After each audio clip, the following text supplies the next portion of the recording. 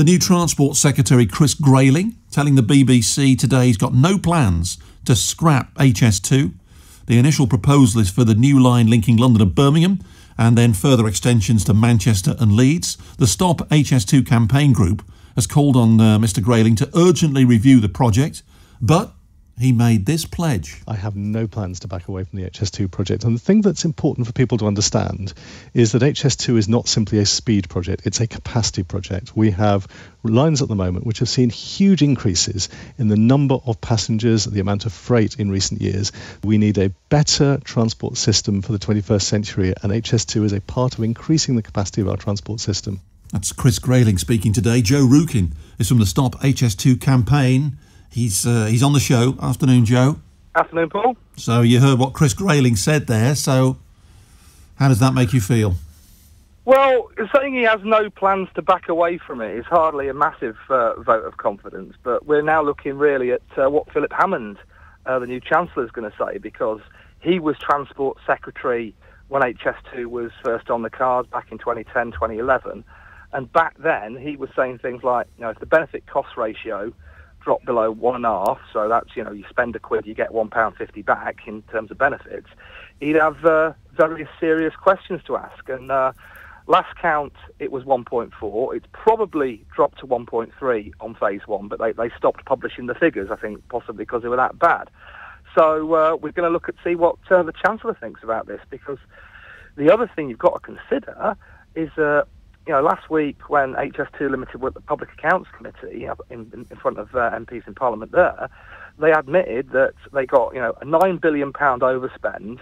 They reckon they found potentially £9 billion magically to completely cancel that out. But there's a caveat to that. Only £2 billion of those savings are certain, partly moving the route round Sheffield. So that's £7 billion up in the air. So you're not looking at a cost of £56 billion anymore. You're looking at an official cost, as things stand, of £63 billion.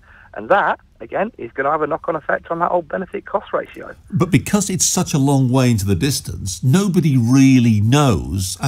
You can throw any sort of figures in the air, but until it's actually done and completed, we're not going to know. The big question is, will it long-term be worth it for the future of the country to get around this country? Because the rail network at the moment, let's be honest, can it really cope?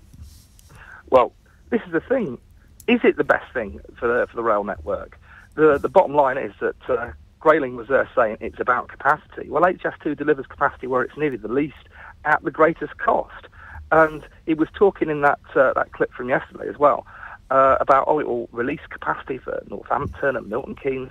Well, what that means for us in the West Midlands is we will lose the train services we already have, because if it's freeing up capacity, that means you are moving the long-distance services off the West Coast Main Line onto HS2. That is bad news for Wolverhampton. That is bad news for Sandwell and Dudley.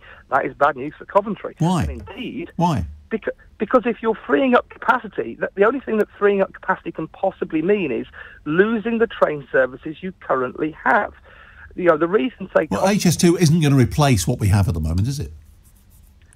Well, this is the thing. If you're taking the London to Birmingham service and putting it on HS2, then that means that all those intermediate stations, like Coventry, like Wolverhampton, like Rugby, that are currently served by the West Coast Main Line service, are going to see a reduction in trains. It is inevitable. You can't have it both ways. You can't say you're going to free up capacity and say we're going to keep all the trains we currently have. It's one or the other. And this is one of the things that they keeping quiet about. It can mean no other thing but losing the train services you currently have. But there's too many people on the trains at the moment. Well, it depends where you're going. This is the thing. HS2 doesn't deliver the capacity where it's needed the most. Realistically, where we need capacity in the West Midlands is actually potentially those train services you're going to lose between Coventry and Birmingham and Wolverhampton. And that's where you need capacity. And there's better ways of delivering that for far less money. And you could deliver it far cheaper as well.